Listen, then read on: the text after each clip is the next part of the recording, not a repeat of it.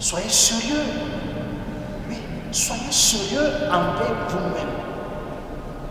Soyez honnête.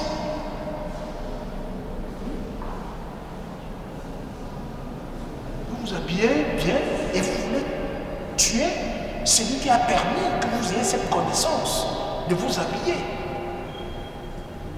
C'est hallucinant.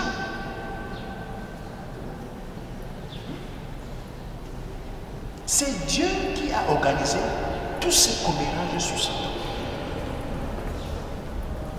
C'est Dieu qui est l'auteur de toute cette cabale sur Satan. Satan n'a jamais rien écrit.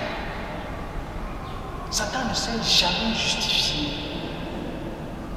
C'est Dieu qui passe le temps à écrire les testaments. Il a écrit un testament qui a expiré. Ensuite, il a écrit un autre. Peut-être qu'il va bientôt expirer. Mais tout ça pour calomnier du Satan. Tous ces testaments, c'est pour calomnier Satan. Je me demande bien ce que Dieu cache. Pourquoi c'est possible qu'il a écrit? Qu'est-ce qu'il cache? Qu'est-ce que Dieu cache dans ses écrits? Pourquoi Dieu veut à tout prix qu'on considère Satan comme quelqu'un de mauvais? Pourquoi? Il faut bien que Satan se justifie. Il faut bien qu'on ait la version de Satan. Mais c'est quelqu'un qui a une certaine grandeur. Il ne répond pas aux imbéciles. Satan ne répond pas aux imbéciles. Il est calme. C'est Dieu qui a toutes les promesses des morts et des je sais pas quoi. C'est Dieu qui mène des guerres. C'est Dieu qui est un va-t-en-guerre. C'est Dieu qui inonde la terre. C'est Dieu qui tue. Satan ne fait pas ça. Mais en quoi peut-on dire pour les gens qu'il est mauvais? Qu'est-ce qu'il a bien pu faire de mal? Qu'est-ce qu'il a fait de mal? Il faut bien qu'on s'interroge. Depuis que Satan est venu donner la connaissance à l'homme au jardin d'Éden, mais il est parti. Il n'est pas resté là à jouer les intéressés. Hein, bien aimé.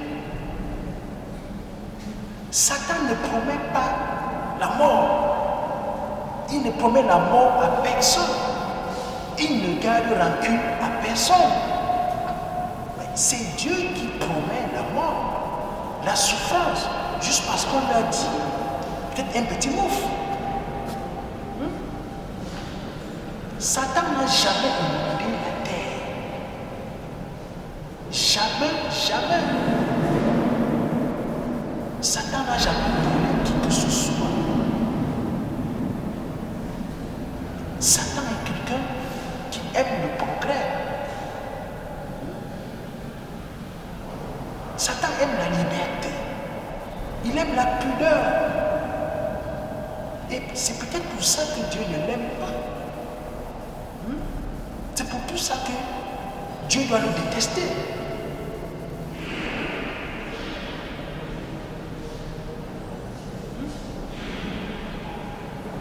C'est peut-être pour ça que Dieu passe le temps à le calomnier dans ses testaments. Satan est quelqu'un de bien. Qu'est-ce que vous dites, Lucifer? C'est quelqu'un de bien.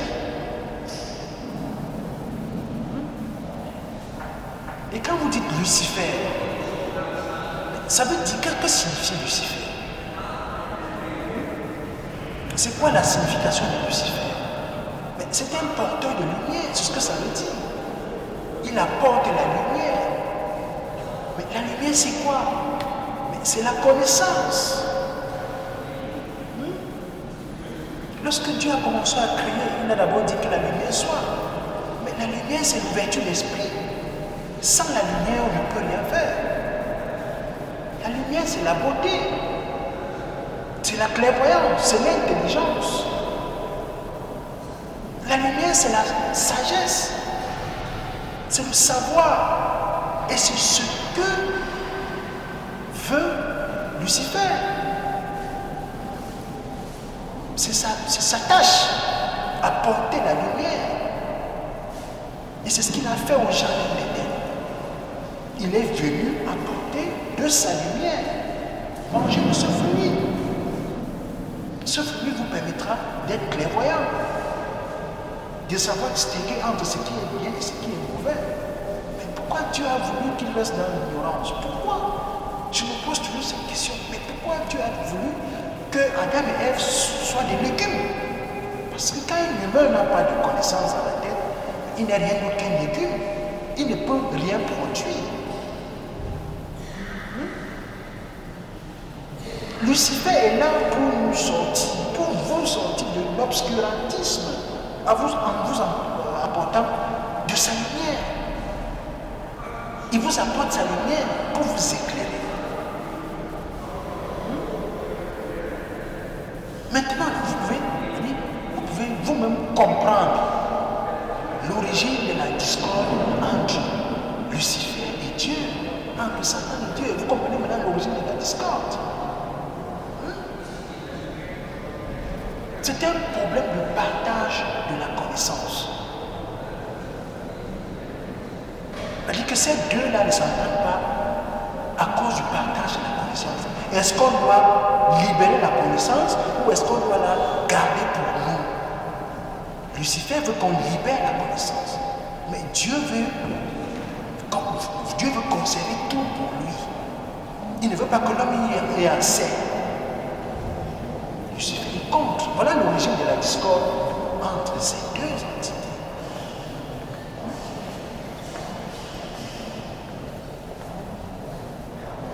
Satan veut que l'homme soit un grand scientifique, si possible même un Dieu. Voilà le souhait de Satan. Il veut que l'homme soit ouvert d'esprit. Satan veut que l'homme soit clairvoyant.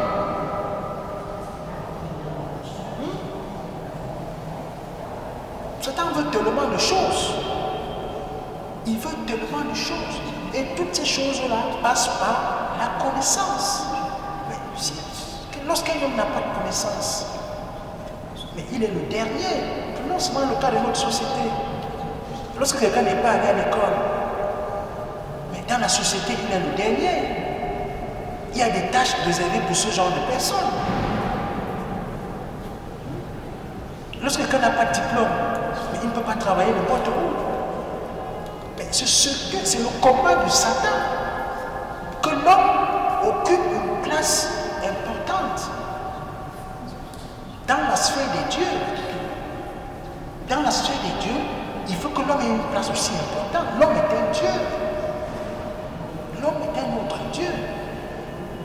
Mais Dieu, Yahweh, l'Éternel des armées est contre le progrès de l'homme.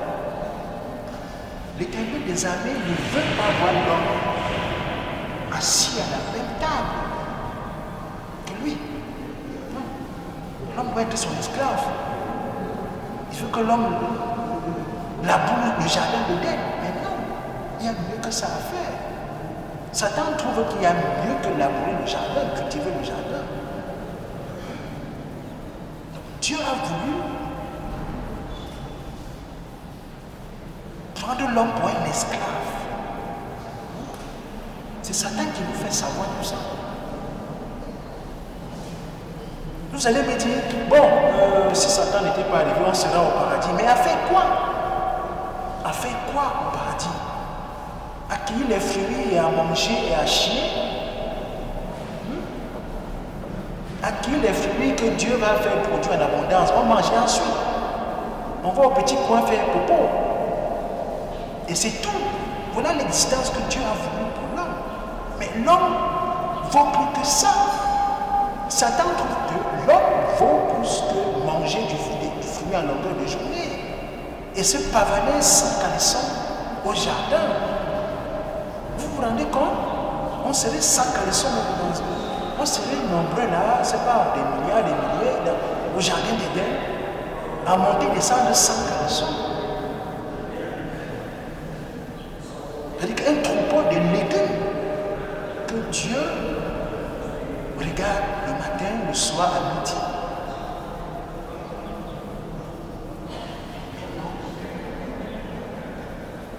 Heureusement, Satan est là. Il est là pour nous éveiller. Il est là pour nous dire, oh les amis, faites attention.